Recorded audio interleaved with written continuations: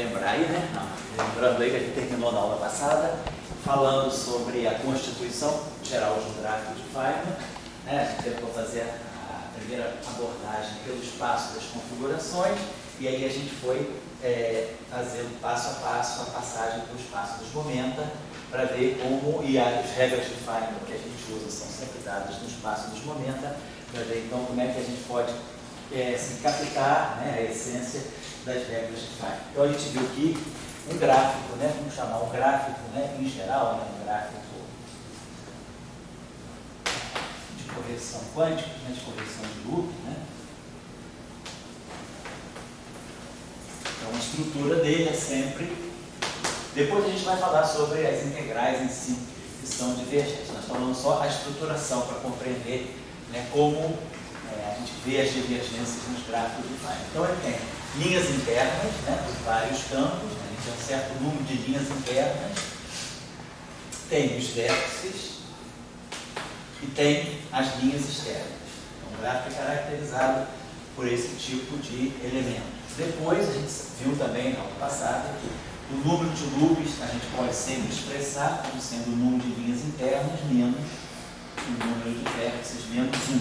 Lembrando que um vértice, cada vértice, né, cada linha interna, ela contribui, né, com uma integral, onde a gente esteja em 4 dimensões no momento. Então, cada linha interna contribui com a linha interna, ela tem o propagador, né, ela tinha o 1 sobre D'Alembertiano e o delta de Dirac, né?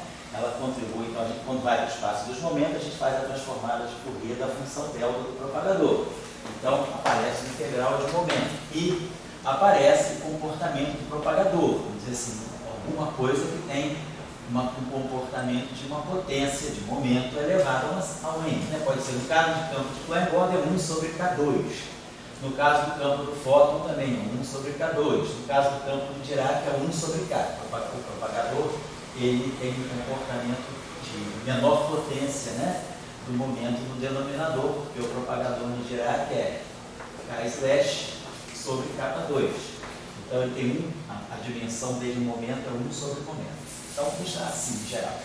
Depois cada vértice contribuía um delta de conservação dos momentos, um delta aqui de somatório dos momentos, conservação dos momentos e das linhas que convergem para aquele vértice. Então, é aqui que a coisa acontece. Cada vértice, dá até buscar isso, né? Então, cada vértice vai destruir uma integral. Mas o que acontece é que às vezes eu tenho menos integrais, né, do que vértices. Então, eu botei aqui, tem mais integrais do que vértices, e aí isso aqui vai sempre sobrar um vértice, um vértice sempre permanece para expressar a conservação de energia no momento global, sempre permanece, então um vértice não é utilizado. Ao final, permanece no final, né, expressando a conservação do momento total, né?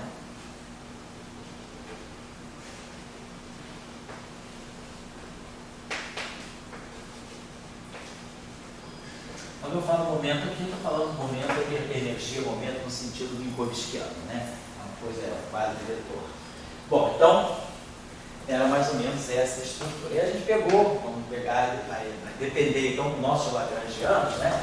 Dos lagrangianos a gente vai tirar os vértices, os propagadores, e vai tirar os vértices de interação. Vamos pegar, então, um exemplo típico agora, só para a gente fixar uma ideia em 4 dimensões, e depois a gente extrapola. Vamos tentar, então, pensar no caso de uma interação. Deixa eu pegar um lagrangiano 4 dimensões, que tem o seguinte. Eu tenho um campo escalar, a gente falou, é um protótipo. Depois a gente vai extrapolar para outros tipos de elementos do meio, tem um termo de massa, característico do campo escalar, e depois 2 tipos de termos de interação. A gente tem uma interação do tipo Φ3 e uma interação do tipo Φ4. Então nós temos 2 tipos de interação. A primeira coisa que a gente faz, né, é sempre olhar as dimensões canônicas. Oi, Foi? Ah, teve 4, obrigado. Então, a primeira coisa que a gente olha é as dimensões canônicas, né, dos parâmetros das constantes de acoplamento. Então, esse F aqui, essa constante de acoplamento F tem dimensão de massa, e a constante de acoplamento lambda é dimensão 0. Então, depois nós vamos entender por quê, mas que as dimensões de massa positiva, elas sempre vão para o lado da superrenormalizabilidade, e as dimensões de massa negativa, vamos botar uma dimensão de massa negativa aqui, tá? Em termos que fosse, por exemplo, menos G sobre 6 fatorial Φ6. Então, vamos dizer que eu tivesse 3 tipos desse G aqui, que é uma constante de acoplamento adimensional, ou dimensão de massa negativa. Então, nós temos 3 tipos de constante de acoplamento: positiva, adimensional e negativa. E nós temos 3 tipos de vértice. Então, nós temos um vértice aqui, né, onde aparecem 3 campos. Temos um vértice onde aparecem 4 campos. E temos um vértice onde aparecem 6 campos.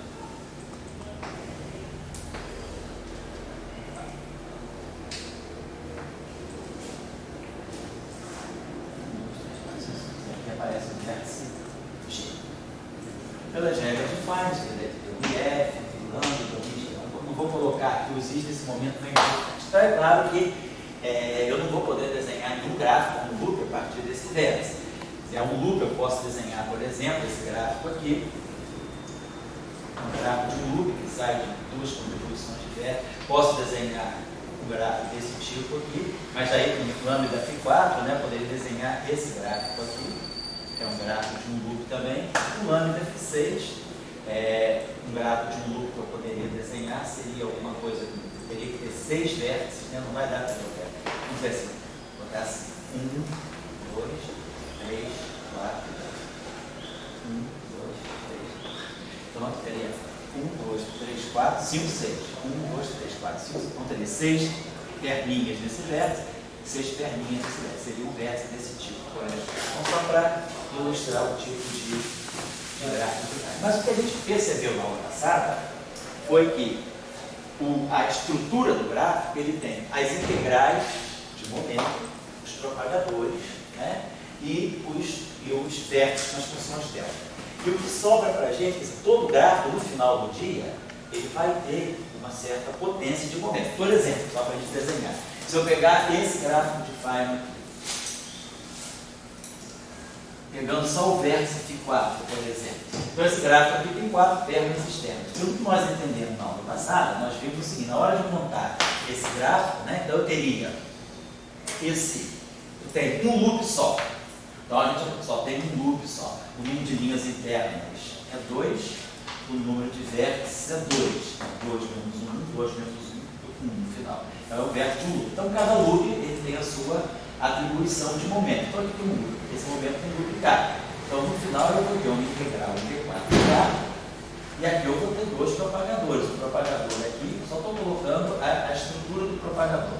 E aqui um outro propagador. Claro que não vai ser o mesmo momento, porque vai ter momento P1, P2, aí aqui pela conservação do momento, esse propagador aqui não vai poder ter o mesmo momento que esse. Mas eu estou só colocando a potência. Então, esse gráfico no final do dia, ele é adimensional no espaço de momento. 4, aqui tem dimensão 4 de momento, porque isso aqui é um K3 dk do ângulo sólido, né, no espaço quadridimensional. Então, ele tem dimensão 4 em momento. E aqui tem dimensão 4 em momento. Então, esse gráfico aqui, ele seria um gráfico adimensional no espaço dos momentos. Então, a dimensão que a gente vai estar sempre olhando é a dimensão no espaço dos momentos. Então, esse gráfico aqui, se ele for divergente, ele tem que ser divergente de uma forma adimensional. Então, o único jeito dele ser divergente de uma forma adimensional é se ele pegar um logaritmo de alguma coisa assim, logaritmo de um cutoff. Se por acaso, se eu pegasse esse modelo aqui que é Φ3, vou pegar esse vértice aqui, se eu pegar esse gráficozinho aqui, esse gráfico aqui eu posso desenhar com esse vértice Φ3. Eu tenho uma linha externa e aqui eu tenho os propagadores aqui, um loopzinho aqui. Esse gráfico aqui se chama gráfico de Tadpole. essa estrutura de gráfico, esses gráficos são muito importantes na quebra espontânea de simetria. Quando eu tenho quebra espontânea de simetria, quem quebra a simetria espontaneamente do ponto de vista radioativo é esse gráfico. Esse gráfico tadpole em inglês é aquele gerinozinho, né? Aquele sapinhozinho, né? Que tem aquela estruturinha, aquele corpinho rabinho, né? Então esse gráfico é o gráfico tadpole, e esse gráfico aqui, então, ele tem um loop, então ele vai ter uma integral de momento. Mas ele tem um único propagador aqui nesse loop. Então esse gráfico aqui, ele tem dimensão 2 no espaço dos momentos. Então é claro que na região de grandes momentos, né? Esse elemento de volume ele é do tipo K3dk. Esquece o ângulo sólido, eu estou só olhando o integral no momento. K2. Então, no final, o comportamento assintótico desse gráfico é um Kdk. Que, claro, integrado vai dar um K2. Então, esse gráfico é quadrático. Então, ele vai divergir com alguma coisa quadrada. Ele vai divergir com uma potência, né, de alguma coisa que é quadrada. Se eu integrar isso, né, de 0 até lambda, ele vai estar dando alguma coisa do tipo lambda 2. Então, quer dizer, o gráfico de Feynman, ele carrega uma potência no espaço dos momenta. Essa potência pode ser positiva, essa potência pode ser zero, ou essa potência pode ser negativa. Por exemplo, se eu pegasse esse gráfico aqui, deixa eu passar aqui.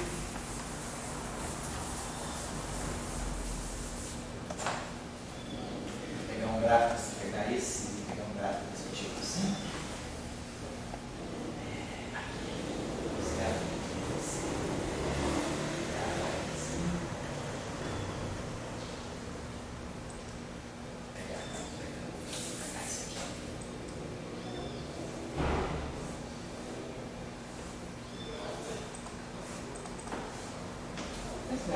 No fundo é esse aqui, né? Mesma coisa. Então é um gráfico que tem um único loop. Então ele tem um único momento circulando aqui. Claro, se esse momento aqui for P1, esse aqui vai ser K mais P1, os momentos dos diferentes propagadores, né, não vão ser os mesmos, mas todos eles vão carregar K. Então esse gráfico aqui, ele é construído em cima do vértice F3, ele é de ordem F3. Uma constante F, deve ser um gráfico típico do Φ3. E ele vai ter uma integral de loop, de K. Agora, quantos propagadores ele tem? 1, 2, 3, 4. Então, ele é 1 sobre K2, depois vai ter outro 1 sobre K2, outro 1 sobre K2. Lá, os Ks, né, devidamente acertados com os momentos que vão entrando, mas todos vão carregar K. Então, no limite de grandes K, a tendência desse gráfico é se comportar desse modo. Então, ele tem 4 sobre 8. Então, ele vai ser muito convergente. Ele tem bastante potência de momento no denominador. Esse cara aqui tem dimensão 4 no espaço dos momentos e esse aqui tem dimensão 8. Então, esse gráfico aqui ele deve ser um gráfico convergente com alguma coisa que vai com um cutoff, que tem dimensão de momento menos 4. Então, esse gráfico é muito convergente. Então, a gente vai vendo que os gráficos, a potência de momento que os gráficos carregam vai estar dando mais ou menos o grau se esse gráfico é divergente ou se é convergente. Se ele é divergente, ele vai, quando isso aqui tender a infinito, né, eu for integrar de 0 até lambda, quando o lambda for infinito, isso é uma divergência quadrática. Esse aqui, quando o lambda for infinito, ele converge quarticamente. Aquele outro que é log, ele é um gráfico logaritmicamente divergente. Quando o lambda tende a infinito, ele tende a infinito, mas logaritmicamente, que é uma coisa muito mais fraca do que esse. Então, esse gráfico, esse aqui é muito importante. Todo quem já ouviu falar no problema da quebra da naturalidade, da hierarquia de Gauge nas teorias de grande unificação, nas teorias unificadas, a quebra da hierarquia vem do setor escalar. Os campos escalares, né, justamente pelo fato de eu poder, né, ter esse tipo de gráfico aqui, né, um gráfico desse tipo, que é esse gráfico que está ligado à quebra espontânea da simetria. Então, de modelos de unificação, onde eu preciso ter quebra espontânea da simetria, eu vou ter gráficos desse tipo. E gráficos desse tipo são quadraticamente divergentes. E é isso que dá origem, na teoria quântica de campos, ao mecanismo, ao fenômeno que nós chamamos de quebra da hierarquia. Depois vai ficar claro quando eu colocar aqui uma simetria de Gauge, né? Então, a quebra da hierarquia de Gauge, ela está associada especificamente a esse tipo de gráfico que vem do setor escalar. Porque quem quebra a simetria é o Higgs. O Higgs é um escalar. Então a quebra da simetria, quando o Higgs quebra a simetria, a primeira coisa que ele faz é introduzir esse dipole. E aí é isso que vai gerar divergência quadrática, e depois nós vamos entender por que isso gera o problema da chamada hierarquia de Gauge. E aí é o que a gente tenta não ter. E aí quem consegue eliminar esse problema completamente das teorias quânticas de campo é a supersimetria. Então por isso que uma teoria de grande, qualquer que seja fala de unificação, a gente não consegue falar de unificação sem supersimetria, porque senão esse gráfico sempre aparece. Quer dizer, ele não impede a renormalizabilidade. Ele não quebra a renormalizabilidade, ele quebra uma questão, um mecanismo físico que a gente chama de naturalidade e, por consequência, essa naturalidade ela se translitera sob a forma de uma quebra de hierarquia. Então, nós temos dois problemas, né, que é importante depois chamar a atenção. É o problema, dois conceitos importantes. Um conceito é a chamada naturalidade. O que é uma teoria de campos natural? A naturalidade é um problema e o outro problema é a hierarquia.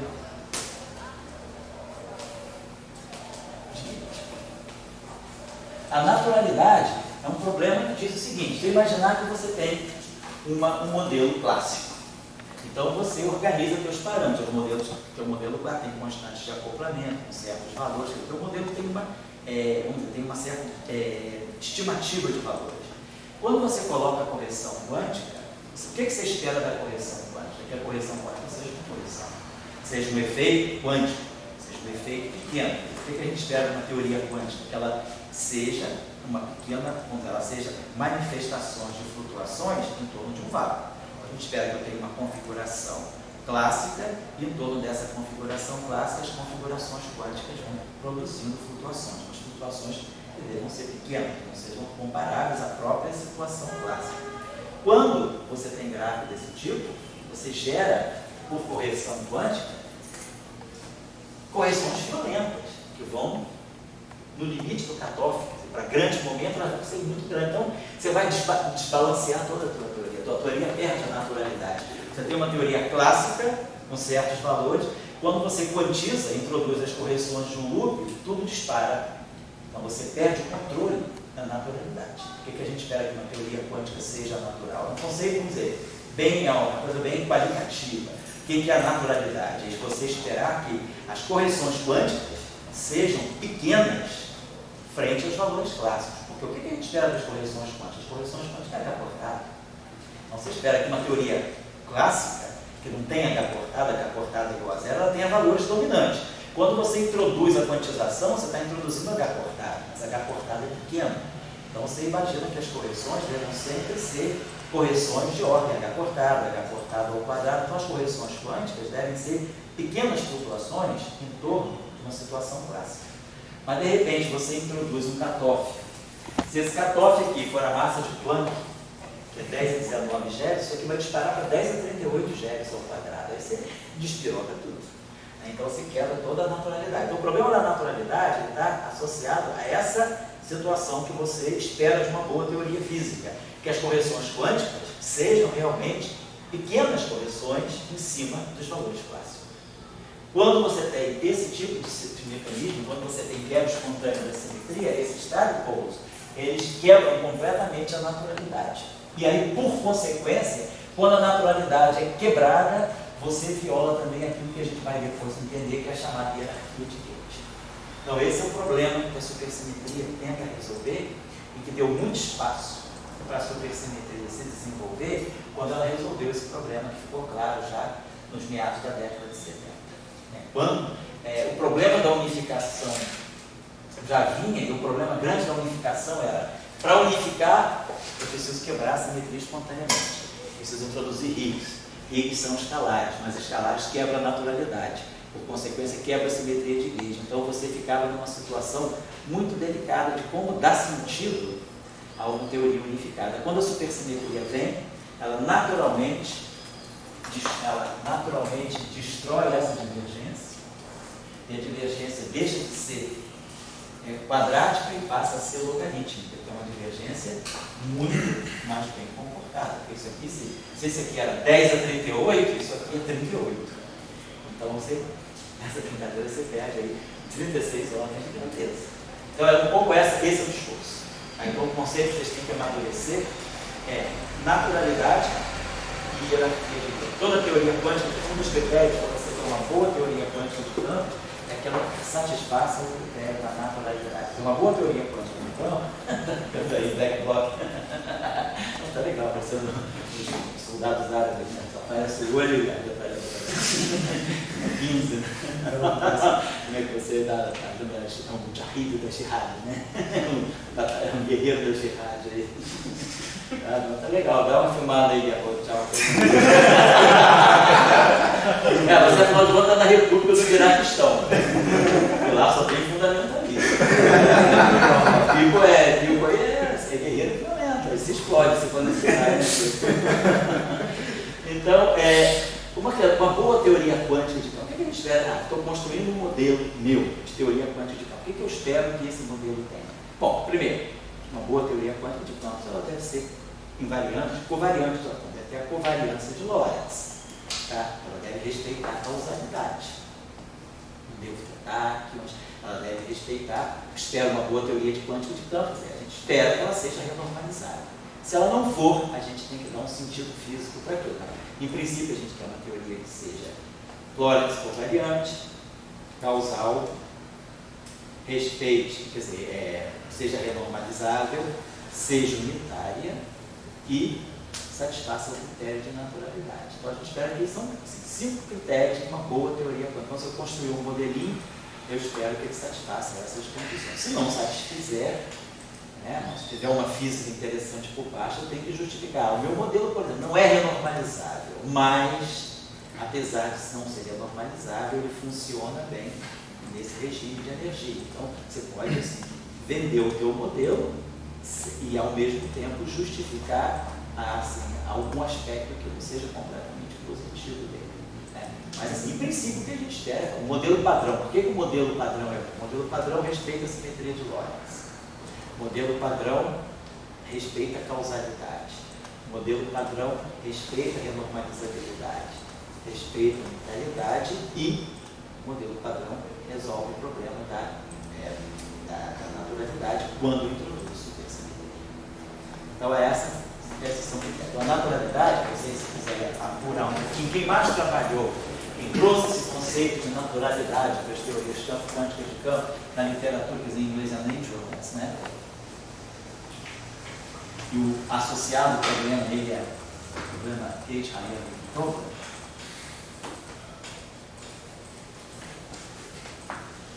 Boa leitura sobre isso, vocês podem encontrar nos trabalhos do Toft e do Galton. Tem algum em particular que você... Tem aquele artigo do Toft, que é o chamado diagrama.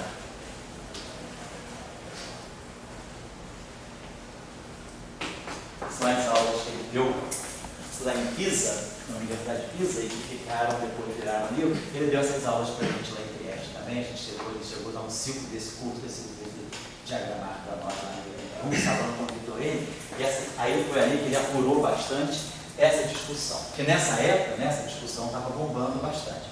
O problema da naturalidade e o problema da hierarquia de Kant. Então, quem quiser dar uma olhada, consulta Toft e Galton.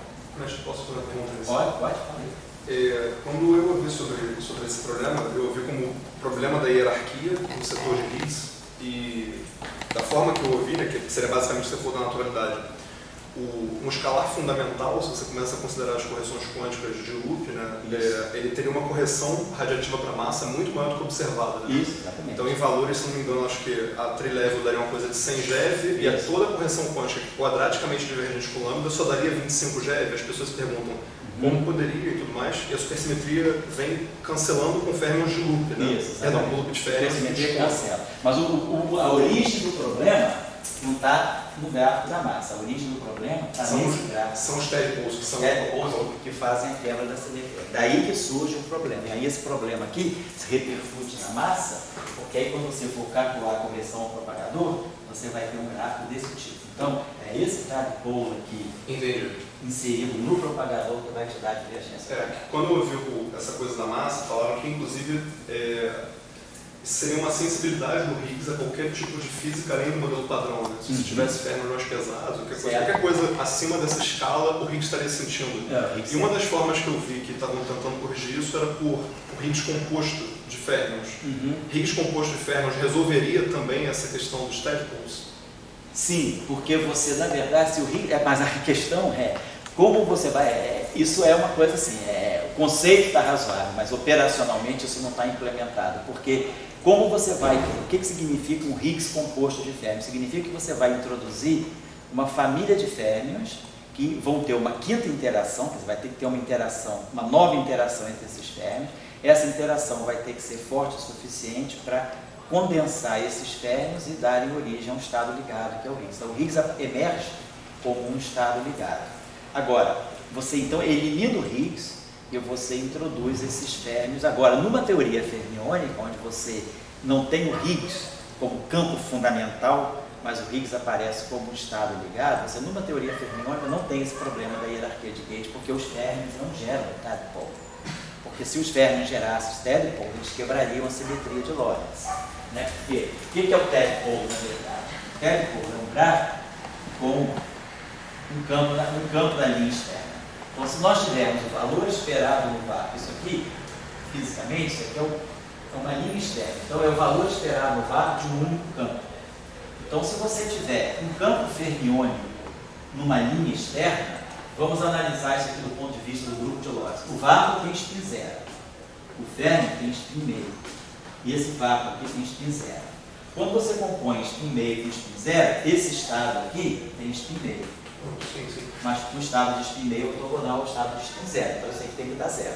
Com escalar, isso não é um problema. Se esse campo aqui é um escalar, tudo é spin zero. Zero com zero é um escalar, então zero com zero dá zero, não é ortogonal a zero. Então esse gráfico não vai aparecer numa teoria em que você tem férmions que vão ter uma nova geração de férmions, uma quarta geração de férmions, que vão formar o Higgs. Aí você tem um modelo só fermiônico, aí você elimina o problema da hierarquia de Gauge. Agora a questão é como você calcula esses estados ligados para dar esse Higgs, e aí com esses estados ligados você quebrar a simetria SO2 espontaneamente. Isso aí é uma coisa muito, como se diz em inglês, sloppy, escorregadia. Você não tem uma coisa muito certa. Eu lembro que isso aí foi bastante discutido. O Salam, por exemplo, ele não gostava desse tipo. Uma época eu tentei trabalhar nisso, ele cortou o meu barato. eu ia começar a trabalhar nisso com um colega meu que era pós-doc. Esse colega era mais avançado, ele já tinha mais experiência que eu, ele estava nessa ideia. Falei, vamos trabalhar nisso aí, tá legal. Aí a gente foi, o professor Salam quis conversar com ele, disse, olha, não vai, vocês vão fazer uma série de coisas que são muito assim, arranjadas, muito acochambradas, vamos dizer assim. Isso não tem uma física muito estabelecida. Quer dizer, ainda é complicado você... Não estou desqualificando essa questão, não. Estou apenas dizendo que é um ponto de vista que, do ponto de vista da teoria quântica de campos, é uma questão muito flutuante aqui, tá certo? Mas é uma possibilidade. Se fala na quarta geração de férmion e naquilo que eles chamam, né, que é chamado na literatura de uma quebra, né, vamos dizer assim, uma quarta interação, que quer dizer, uma quarta interação forte, que vai ligar esses férmions fortemente para formar o Higgs. Agora, estados ligados, em teoria quântica de campos, ainda é uma coisa muito aberta. Como estudar, tem aquele Bethe-Salpeter, tem a metodologia de Bethe-Salpeter, mas aí você estuda estados ligados de partículas, quer dizer, estados ligados a nível de mecânica quântica. Agora, estados ligados a nível de teoria quântica de campos, para trabalhar com um campo que já seja, por sua vez, composto, e fazer teoria de perturbação com ele, isso é uma coisa muito fluida, tá certo? Fala. E quão fundamental são os gráficos de Feynman para a gente afirmar que as correções, elas explodem, as correções quânticas explodem? Quer dizer, o quão fundamental seria na teoria, porque, tipo, do meu ponto de vista, os gráficos de Feynman é um formalismo Isso. e é uma técnica, uma metodologia, exato. E, por exemplo, a gente sabe que transformadas de Fourier, elas se aplicam para um espaço das funções L2 integráveis, Isso. só que a priori a fórmula que a gente escreve, ela é só aplicada para L1. Isso. Só que a gente escreve da mesma forma porque a gente sabe que, enfim, funciona, mas só que a priori não funcionaria, ela seria, tipo, ela divergiria se você aplicasse uma função L2. Então aí a minha pergunta é, será que a gente não está escrevendo a perturbação errada? Né? Cara, porque, por exemplo, se você, tipo, por exemplo, você pode dizer, mas só que a primeira correção, ela é muito grande. Mas só que quem sabe a segunda correção não anula essa e, tipo, no fim você está somando 4, menos 5, 6, menos 6. Talvez, não sei, mas só que, enfim, eu acho uma dúvida válida.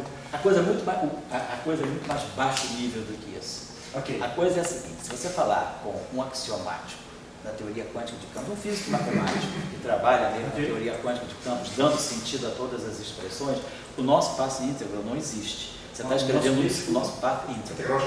Logicamente. Você está escrevendo, você tem uma simbologia para escrever algo que não existe, que não faz sentido.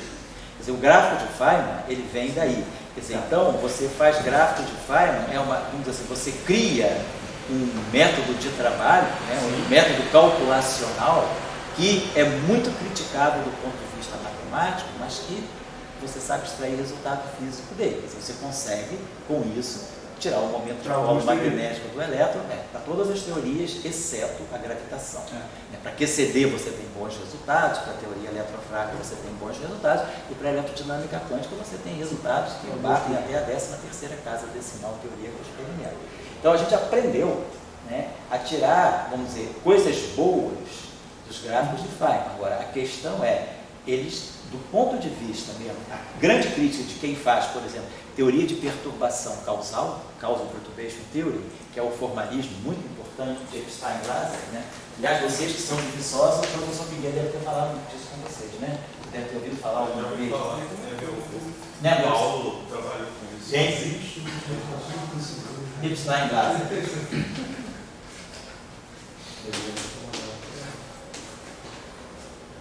Epstein-Glaser é chamada Causal Perturbation Theory.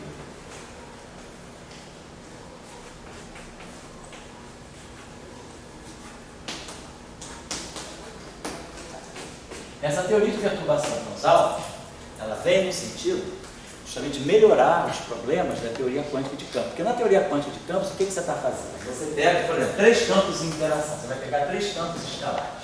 Φ, Φ e Φ no mesmo ponto. Cada campo desses é uma distribuição, do ponto de vista quântico. Quer dizer, quando você quantiza o campo, ele passa a ser não mais uma coisa contante, quer dizer, nós temos aqui ponto Φ da delta de Dirac, né? Então a gente tem um delta de Dirac. Então esse campo aqui, além de serem operadores agora não contantes, eles tomam valores no espaço das distribuições. Então esses campos, como aquelas aulas iniciais que eu nombrei, que eu pedi para vocês olharem, mostram exatamente o quão singulares, do ponto de vista da teoria de distribuições, são os campos quânticos livres. Quando você coloca esses campos em interação, você tem 3 campos no mesmo ponto, você começa a multiplicar funções delta de Dirac no mesmo ponto. Se a delta já é singular, imagina uma delta ao quadrado, ou uma delta vezes uma derivada da delta. Então você começa a ter problemas sérios de operação matemática, você não nem dá sentido para aquilo. O que é o quadrado, o que é o cubo de uma função delta de Dirac? Então, isso é que vai se repercutir nas divergências dos gráficos de Feynman. Então, a teoria de perturbação causal, ela vem no sentido de evitar esse problema. Ela é colocada, os próprios campos quânticos já são definidos de tal forma a eliminar essas divergências. Então, quando você faz teoria de perturbação dentro desse formalismo chamado de Epstein-Glaser, você não vê as divergências. Então, você tem um livro muito bonito do Scharf, que é definido, né? Isso, que é definido. Mas alguém fez a mesma abordagem para outras interações sem ser a QED? Que eu saiba, não. A Young Mills está em progresso. Uma vez eu falei com o Scharf, eu encontrei que ele estava na Paraíba. Uma vez eu estive lá na Universidade da Paraíba e ele estava lá passando por um período de visitante. E aí eu conversei com ele, tinha estado no IFT também, e foi lá em João Pessoa até isso, na década de 90. E ele falou que havia um programa para fazer Young Mills, mas eu nunca vi o livro de Young Mills pronto, o que tem é para QED.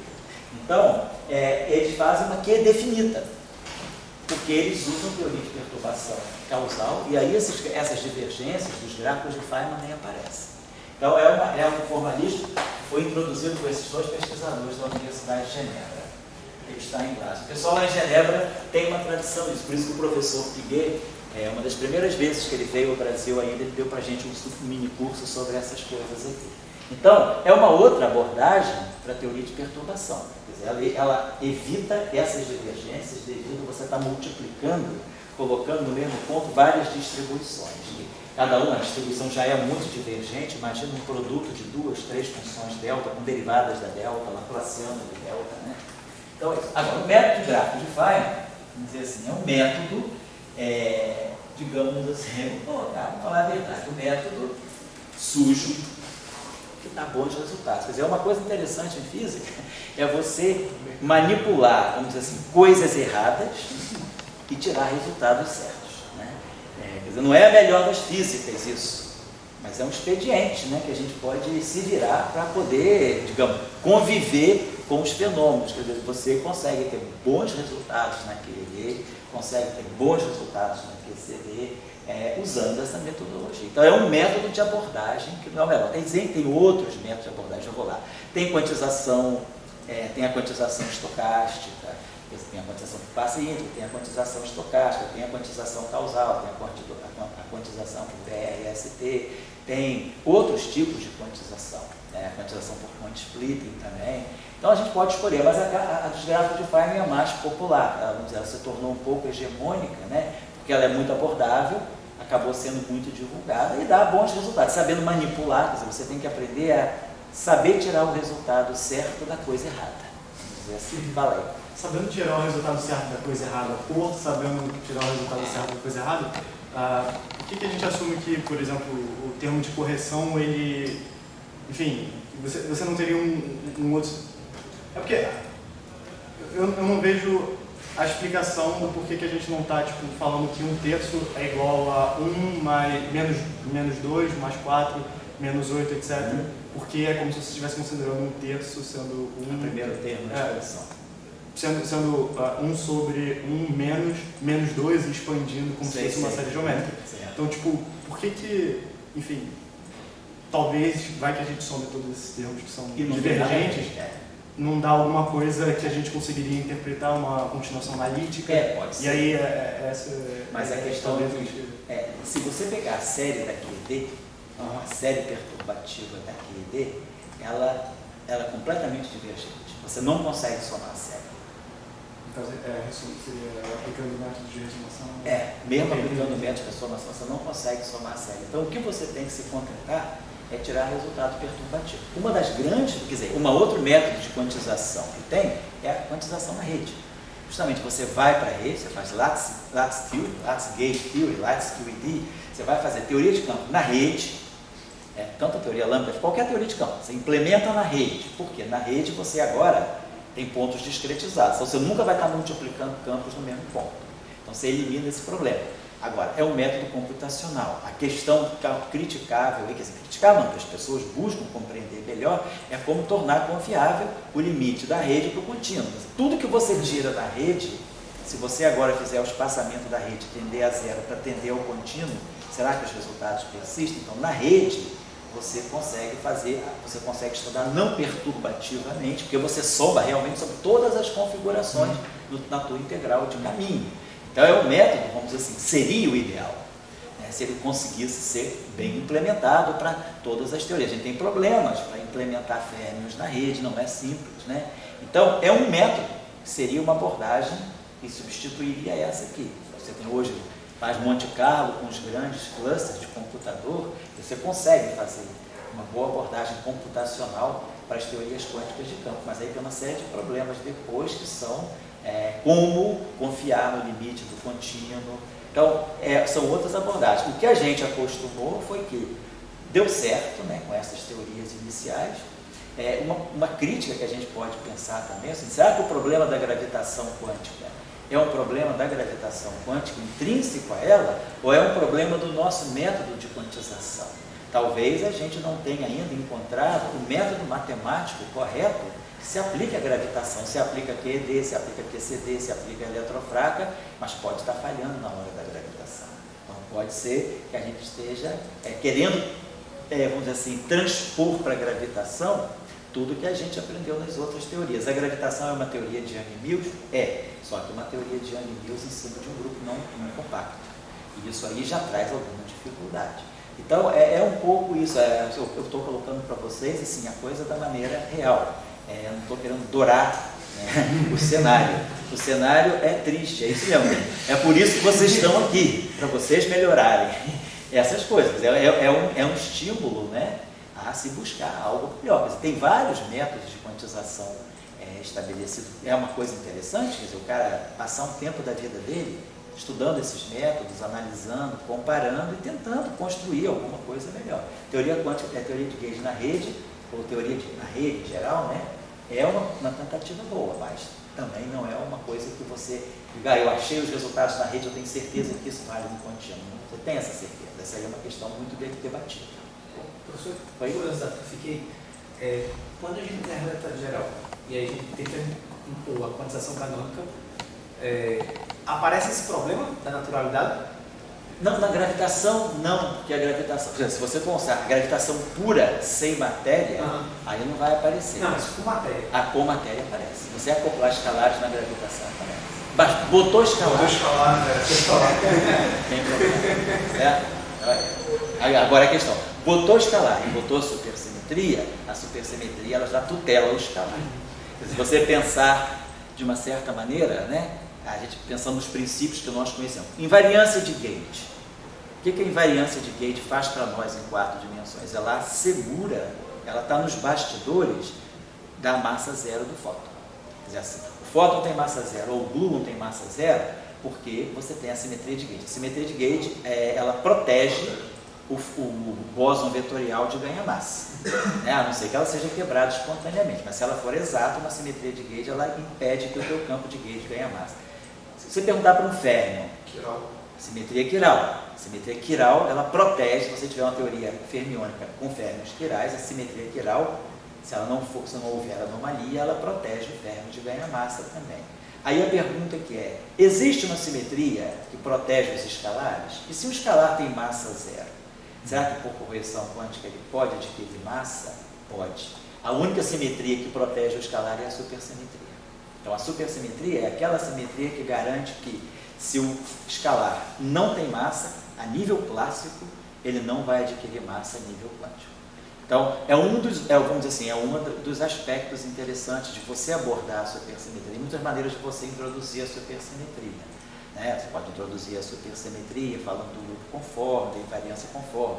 Pode introduzir a supersimetria em conexão com o teorema de Goldstone para férmions, quer dizer, férmions de Goldstone associados. Uma outra maneira de introduzir a supersimetria é a simetria que elimina os spins espúrios de uma teoria com spin 3 meios. Se você quiser pegar, eu quero construir uma teoria para férmions de spin 3 meios. Tem problemas com a unitariedade, porque o spin 3 meios carrega spins meios indesejáveis. Quem salva a teoria do spin 3 meios é a supersimetria. Então, é uma outra forma de você abordar a supersimetria. Uma quarta forma seria, vamos buscar uma simetria que proteja os escalares de receberem massa por correção quântica. Quer dizer, uma simetria que, para os campos escalares, ela faz o mesmo trabalho que uma simetria de gauge faz para os campos vetoriais, que é proteger eles de não mexer na massa dele. A massa ninguém toca. A supersimetria, ela garante isso. Tá certo? Então, agora, se você tiver supergravidade, então, como você está colocando, o problema está resolvido. Mas sem supergravidade, quer dizer, sem supersimetria, o escalar na gravitação, ele também traz também a hierarquia, traz a quebra de naturalidade. Tá? Um comentário dizem que o Feynman, quando foi apresentar a ideia dos gráficos dele, tinha na plateia Dirac, Bohr e tudo mais, aí quando ele começou a escrever, o Dirac começou a levantar a mão e não, mas e a unitariedade disso aqui? Não, mas aquilo ali está violando, isso aqui. E aí o Feynman falou, olha, relaxa aí. Eu vou te mostrar que funciona. Eu não sei responder suas perguntas, mas funciona, você vai ver. Essa história de Tiago contou isso pra gente. Eu ri horrores, Ele contou, mas ele falou que ficou muito impressionado pelo Feynman. Aquele rapaz me impressionou muito.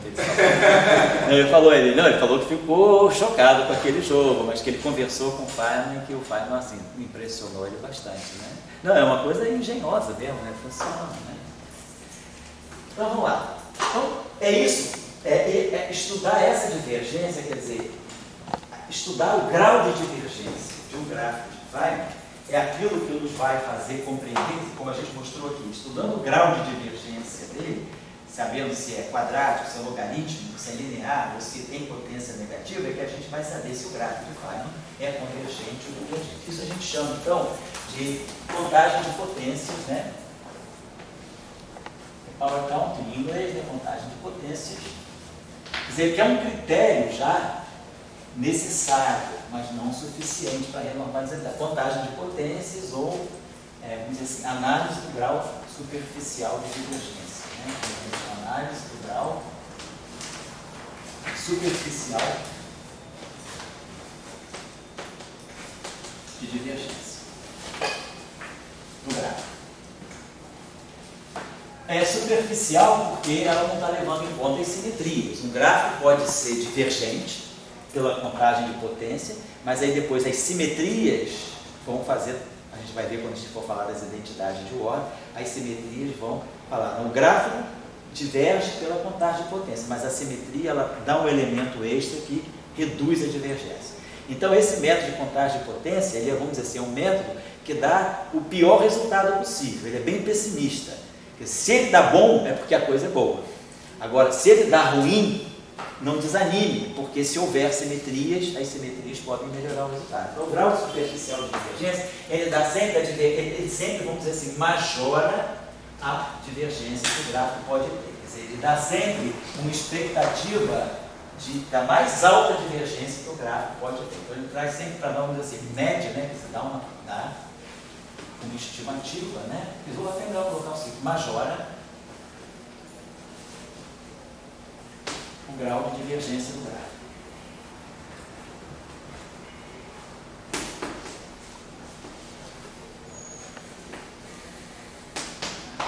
Então, analisar esse modelo aqui. Como é que a coisa funciona? Aqui.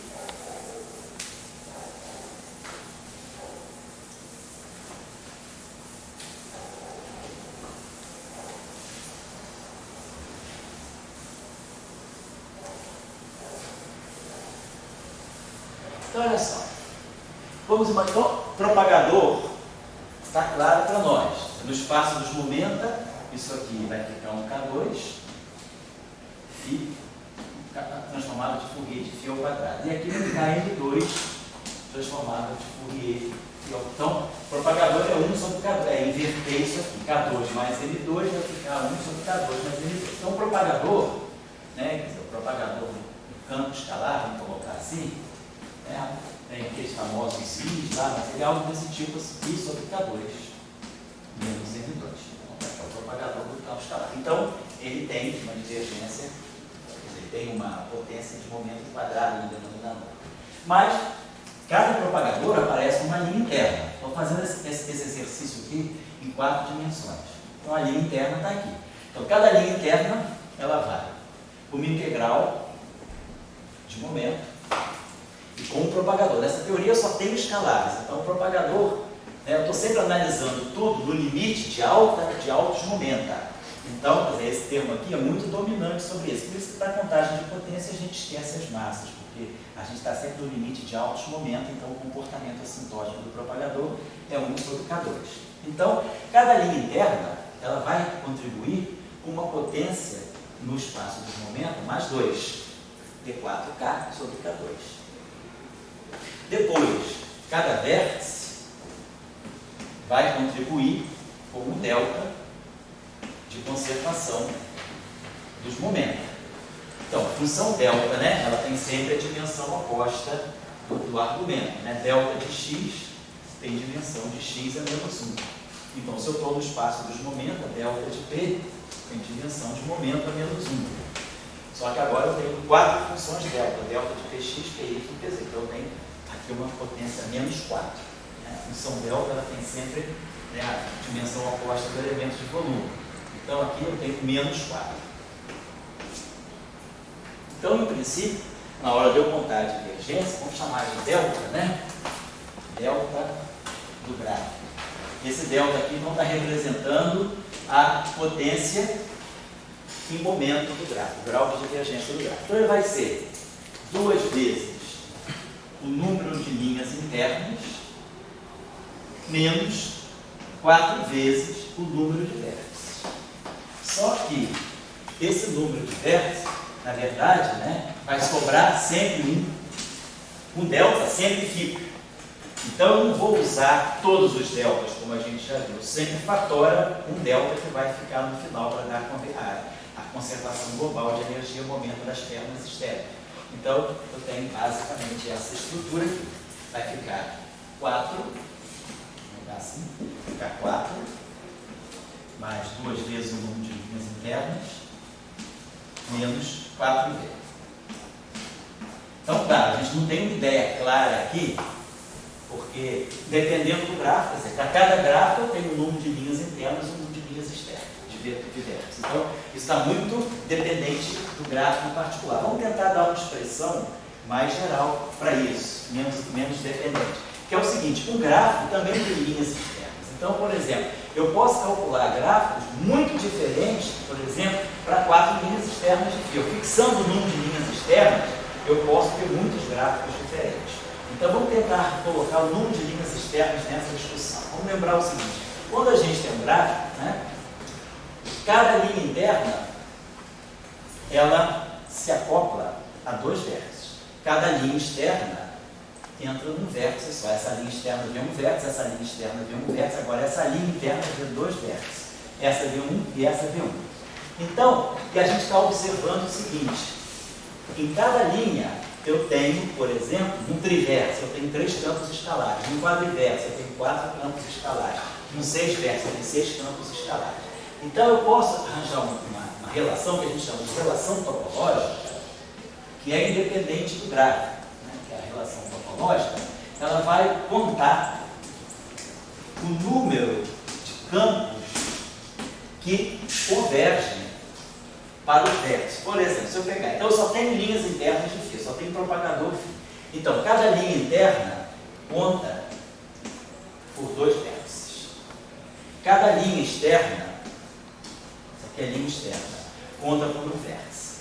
Então, se eu pegar o número de linhas internas, multiplicar por 2 e somar com o número de linhas externas, eu vou estar contabilizando o número de campos que estão presentes em todos os vértices, né?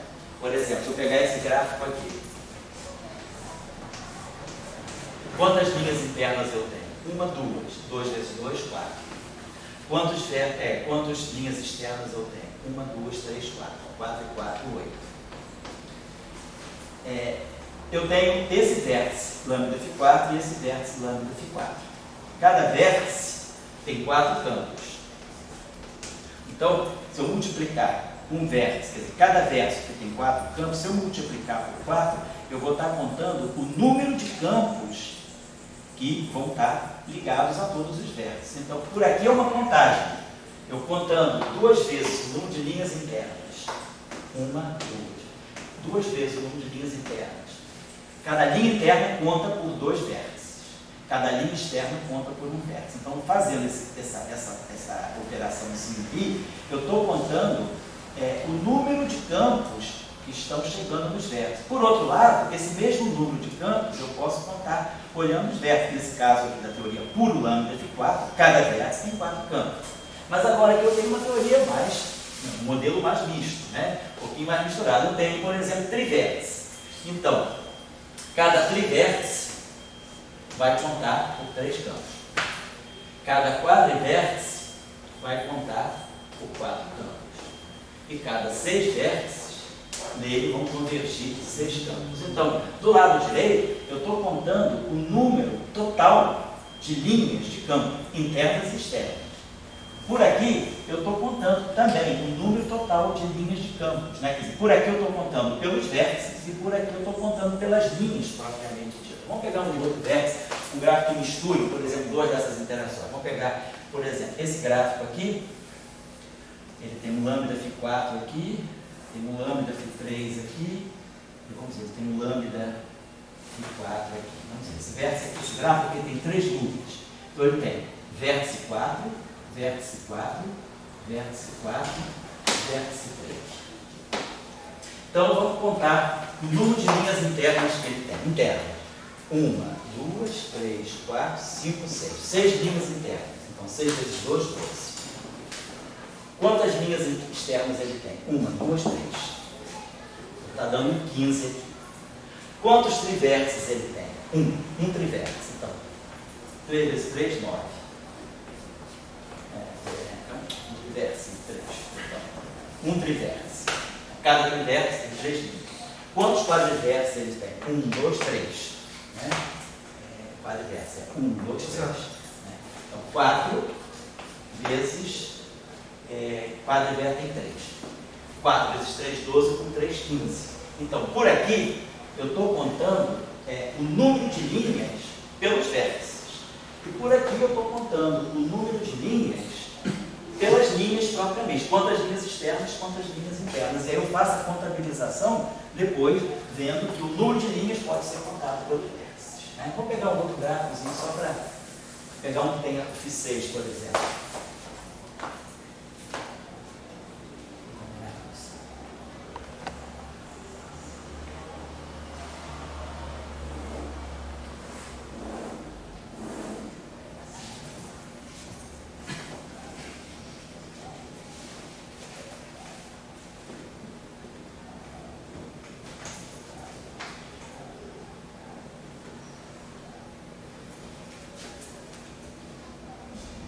Mais um.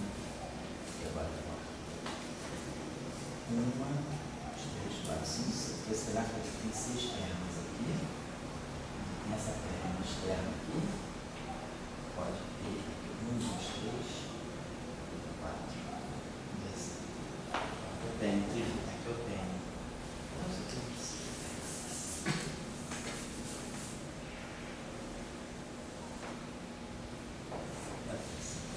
Então, 1, 2, 3. Então, aqui eu uso um quadrivértice. Aqui eu uso 1, 2, 3, 4, 5, 6. 1, 2, 3, 4, 5, 6. Eu uso 6 vértices. Aqui eu uso um trivértice. Aqui eu uso um trivértice. Aqui 1, 2, 3, 4. Quadrivértices. Então, todos os vértices, todos os tipos de vértices estão presentes aqui. Então, vamos contar o número de vértices, né? Quer dizer, o número de linhas convergindo para os vértices. Então, eu tenho uma linha interna, 2, 3, 4, 5, 6, 7, 8, né? 1, 2, 3, 4, 5, 6, 7, 8. Então, 8 linhas internas, vai dar 16. Número de linhas externas, 1, 2, 3, 4. 4, né? Vamos ver quantos trivértices nós temos. Temos um trivértice, né? Aqui é 6 vértices, aqui é 4 vértices. Tem um embaixo também. Aqui, obrigado, tem um aqui também.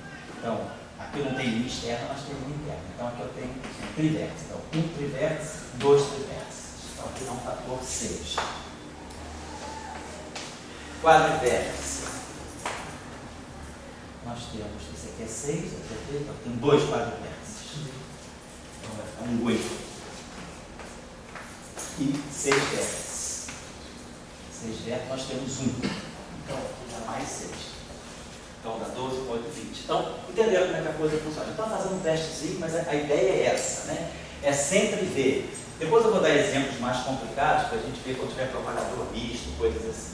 Então, a gente está contando o número de linhas internas. Eu estou colocando isso porque isso é um primeiro critério. Quer dizer, quando você escreve uma teoria, propõe um modelo de campo, a primeira coisa que você tem que ver é, faz logo o power counting para ver se você vai ter problema ou não com a usabilidade. Se tiver, você pode colocar simetrias para poder reduzir a divergência. E se não quiser colocar simetria, você tem que procurar um argumento para dizer, olha, eu estou propondo, ninguém mais assim. Já foi tempo que as coisas foram mais assim, ortodoxas, a teoria não é normalizada, está no lixo. Depois, no final da década de 80, o Weinberg começou a fazer uma série de trabalhos mostrando o que você pode tirar de uma teoria não renormalizar. Então, é o caso que a gente está estudando nesse curso. Teorias efetivas, elas servem para isso. Você não está preocupado com a renormalizabilidade. Você está preocupado em tirar um modelo efetivo, médio, que possa responder por alguma fenomenologia que você queira discutir. Quer dizer, a gente fala teoria efetiva, mas na verdade deveria ser modelos efetivos. Tem estágio. A teoria deveria ser algo muito mais fundamental. Então, é um pouco isso. A gente olha logo o Power Counting, né, antes de começar a fazer os cálculos. Eu vou fazer cálculo de loop, calcular gráfico de Fire, como eu falei com vocês. Hoje já tem software para fazer isso. A gente vai passar meses calculando os gráficos de Fire. Os softwares já fazem isso. Mas até mesmo, antes de botar o software para fazer os cálculos, você já tem um controle de como é a estrutura de divergência do jogo. Saber onde está o problema antes de tentar resolver, né? Ele sabe já onde está o problema, sabe onde é que está o perigo que você tem. Ah, que esse gráfico é perigoso, esse tipo de função de mínimo vai ser perigosa, essa não. Então essa relação aqui, ela estabelece para nós isso. Então a gente pode fazer o seguinte, deixa eu apagar aqui. Vamos fazer aqui a seguinte coisa, vamos expressar então o número de linhas internas em função do número de linhas externas. Tá? Então aqui eu tenho já 2i. Então 2i, eu vou substituir 2i por essa relação aqui. Então essa relação aqui, a divergência desse gráfico, vai estar dando para nós o seguinte, 4 mais 2i. Então 2i vai ficar 3v3 mais 3v3 mais 4v4 mais 6v6 menos 4 menos menos 4 vezes o número total de versos. Tá? Então, apaguei a relação topológica. Então, vamos ver o seguinte. 4v, isso aqui, esse v é o número total de versos.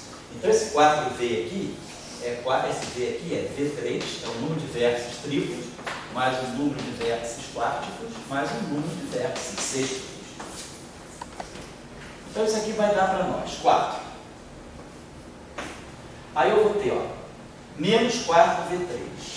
Eu vou botar logo menos porque isso aqui elimina, isso aqui já fixa o tipo de função de Green. Quantas pernas, quem são as pernas externas, já fixa para você. Eu tenho, pronto, 3 pernas externas. Então eu vou calcular gráficos que tenham sempre essa estrutura, não importa o que tem tudo, mas eu tenho 3 pernas externas. Então eu já fixo um tipo de função de Green, um tipo de gráfico. Eu vou calcular todos os gráficos que tenham 3 pernas. Ou então eu vou calcular todos os gráficos que tenham 4 pernas. Então que tem uma estrutura qualquer, e aí eu vou ter 4 pernas. Então, isso aqui fixa a estrutura do gráfico sem precisar saber o que está rolando lá dentro. Então é sempre bom deixar em função do número de linhas externas. Agora, 3v3 menos 4v3 dá menos v3. 4v4 menos 4v4 desaparece. E 6v6 menos 4v6 dá 2v6. Então o que a gente está observando aqui é o seguinte. Quanto mais pernas externas eu tiver, mais eu diminuo a divergência. Se esse E aqui for igual a 4, isso aqui já zera.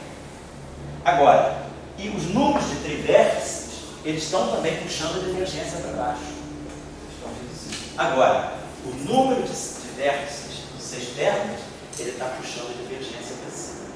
Então, quer dizer, isso aqui, esse vértice triplo, ele tende a reduzir a divergência. Esse vértice sextuplo, não. Imagina que eu não tivesse vértice sexto, eu tivesse uma teoria que fosse só Φ3, Φ4. O Φ4 desaparece. Então, independentemente do número de vértices com 4 campos, a divergência do gráfico não muda. Agora, os trivértices, quanto mais trivértices tiver, mais o gráfico é convergente. Então, o trivértice, ele puxa a divergência para baixo. Então, ele ajuda a renormalizabilidade. Ele é bom para a convergência. Então, esse aqui ajuda na convergência. Então, você colabora, né, para convergir. Agora, esse aqui puxa a divergência para cima. Então, esse aqui, vamos dizer, tende a destruir, vamos dizer, piora, né? Prejudica a convergência.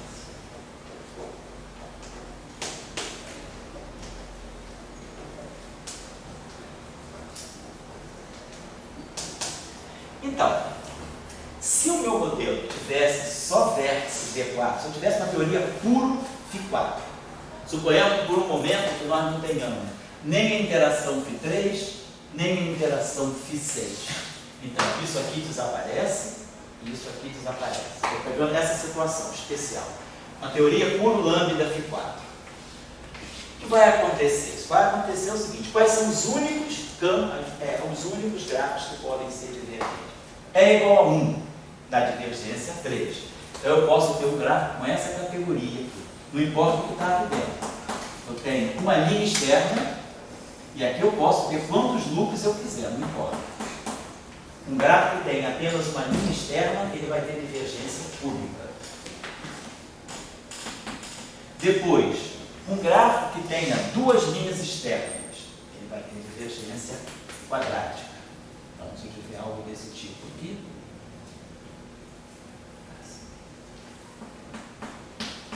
uma função com duas termas externas. Então, essa aqui vai ter divergência quadrática. Se eu pegar um gráfico com três linhas externas, ele vai ter uma divergência linear. E se eu pegar um gráfico com quatro linhas externas,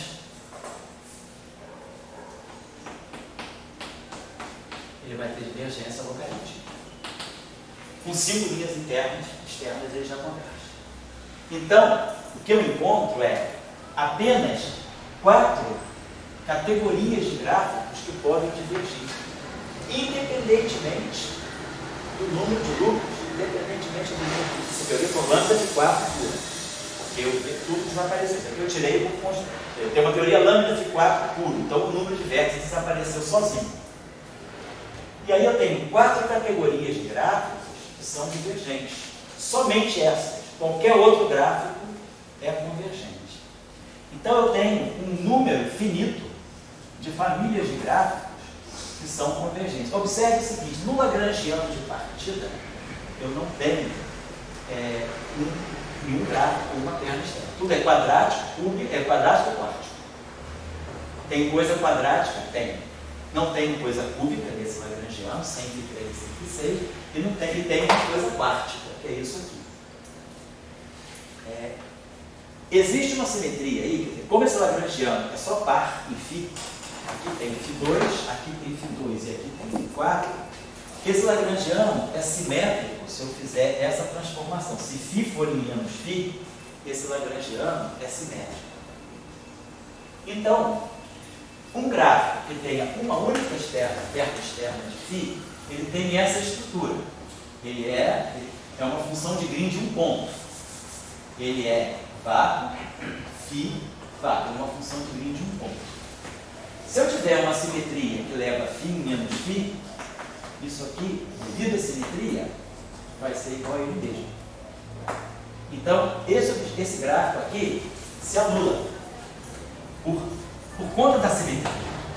A mesma coisa acontecendo com o vértice cúbico, porque eu tenho 3 φs. Então, essa divergência que apareceria por power counting, ela está fora, porque o meu modelo é simétrico sobre a troca de φ menos φ, é uma simetria discreta. Como esse aqui também está fora. Então eu tenho 2 categorias de divergência. Uma com φ ao quadrado, uma com lambda de 2 pontos, com lambda ao quadrado, e uma logarítmica com 4 lambdas.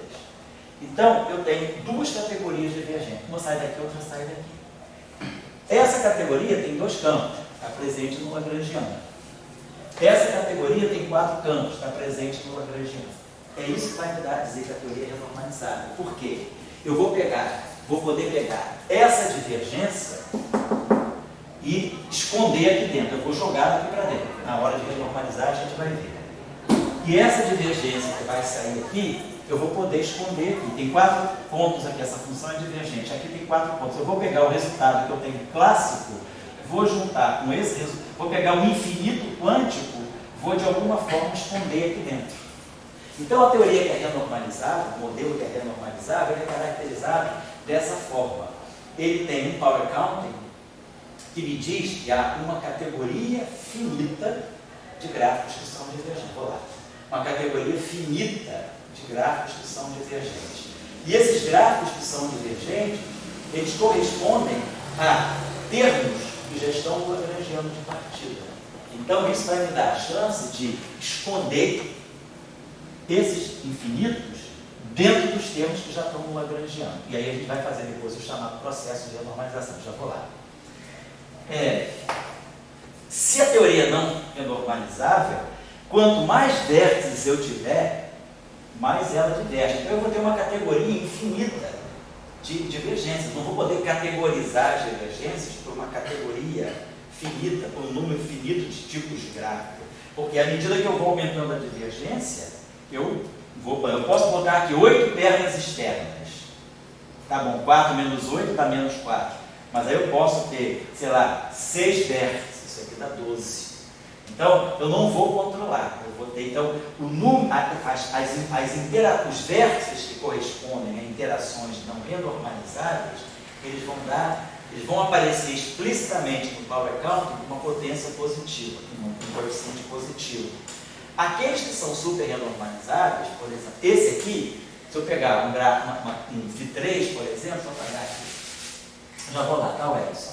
Se eu pegar, por exemplo, esse gráfico aqui, na teoria lambda V3, como a gente viu, ele é quadraticamente divergente. Aí depois, na teoria lambda V3, eu pego esse gráfico aqui.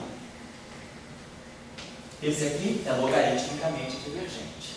Mas aí agora, na teoria lambda F3, eu pego esse gráfico aqui. Tem um loop. Então, integral em D4 K. Agora eu tenho 3 propagadores. K2, K2, K2. Então, eu tenho K6 no denominador. Então, esse gráfico aqui é finito. Então, e se eu for para loops mais altos, quantos mais vértices eu tiver, menos o gráfico. Se eu pegar esse mesmo tipo de função de gráfico de duas pernas externas, mas agora com 2 loops. Então, esse gráfico aqui, eu tenho D2K, quer dizer, eu tenho aqui uma integral, tem outra integral. Então, tem 8 elementos de volume. Aqui eu tenho 2, 4, 6. Então, esse gráfico aqui continua sendo... não, esse gráfico aqui é lambda F4, perdão. Aqui eu não posso desenhar. F4, deixa eu botar um lambda F3. Um gráfico de 2 loops com lambda F3. Vamos dizer, esse aqui. 1, 2, 3, 1, 2, 3. Vamos pegar esse aqui. 1, 2, 3, 1, 2, 3. Tá certo. Então, esse gráfico aqui tem 2 loops. Agora, quantas integrais ele tem? Então, tem 2 integrais. Então, isso aqui vai dar D4K, vamos dizer, D4Q. Então, ele vai ter uma potência 8, por causa dos elementos de volume. Mas quantos propagadores ele tem? 1, 2, 3, 4, 5. Então, ele vai dar 5 propagadores, vai dar uma potência K10 no denominador. E aqui vai dar um K8. Então, esse gráfico aqui, que era divergente a um loop, a 2 loops ele é convergente. Então, isso acontece na teoria super-renormalizável.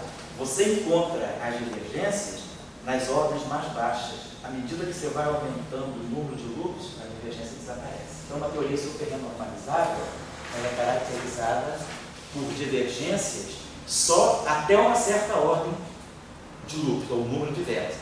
A partir de um certo número crítico de vértices, a divergência desaparece. Agora, uma teoria renormalizável, não. A divergência persiste a todas as ordens, mas eu tenho uma categoria finita de funções de divergência. Tá certo? Estou só começando a discussão, nós vamos aprofundar mais. Fala aí. Para eliminar aqueles termos de função de linha de um ponto e de 3 pontos, você usou basicamente a simetria da Lagrangiana. Usei a simetria. Para isso, você precisaria garantir, a princípio, que essa simetria é válida também quanticamente? Sim, precisaria garantir que é do... Agora, se você usa o sistema de regularização dimensional, você muda a dimensão do espaço-tempo sem tocar nessa simetria. Então, se você faz regularização dimensional, ela é inerte a essa simetria, então essa simetria persiste. Você disse que sempre que eu proponho um modelo, eu já vou fazer contagem de potência para fazer essa análise. Isso. Mas algumas coisas eu posso eliminar por simetria. Isso. Vai ser recomendável também fazer um estudo de anomalias, né? Para Isso. garantir se as simetrias vão ser válidas quanticamente, para usar elas como argumento para eliminar alguns gráficos. O que a gente sabe, não é? O outro discurso final é o discurso das anomalias. Saber se uma teoria é anômala, ela vai ter problema na hora de você implementar aquela simetria clássica em nível quântico. Então a gente também já tem que fazer um estudo prévio, uma outra coisa que eu esqueci de dizer, a teoria tem que ser causal, Lorentz covariante, causal, renormalizada, unitária, natural e anomaly free, sem anomalias. Nós hoje conhecemos os critérios, que nos fazem saber já de partida se uma teoria vai ter anomalia ou não. Se ela vai ter anomalia, a gente vai falar sobre isso aqui, quais são os gráficos que podem dar anomalia, quais são as simetrias que podem induzir anomalias, por férmions espirais, tensores autoduais. Você pode não ter férmions espirais, mas se você tiver tensores autoduais, você pode trazer anomalia também. Então você tem que saber já de partida que o teu modelo é renormalizável e que ele não vai ser anômalo. Ou seja, as simetrias, por isso a gente usa as identidades de ordem de Slávy-Taylor, para ter certeza que as funções regularizadas e renormalizadas satisfazem as identidades da simetria. Mas isso que você levantou é importante. Eu aqui fiz um argumento assim meio baixo nível, que foi o seguinte, vamos usar essa simetria, mas eu não falei para vocês, será que essa simetria vale no nível quântico? Mas como ela é uma simetria discreta, que atua só φ, que vai em menos φ, ela não persegue a renormalização, é uma simetria só discreta no espaço dos campos, certo? Tá bom?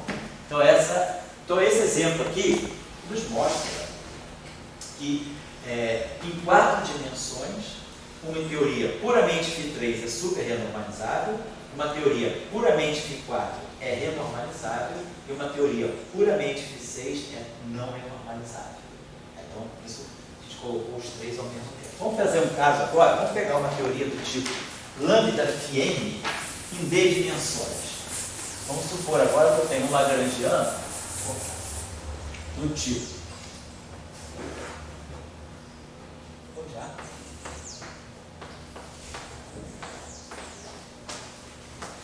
Vou pegar o lagrangiano clássico aqui dos escalares, depois eu vou pegar um modelo supersimétrico, que tem uma complicaçãozinha simples, mas só um detalhe que é muito comum nas teorias de campos lá.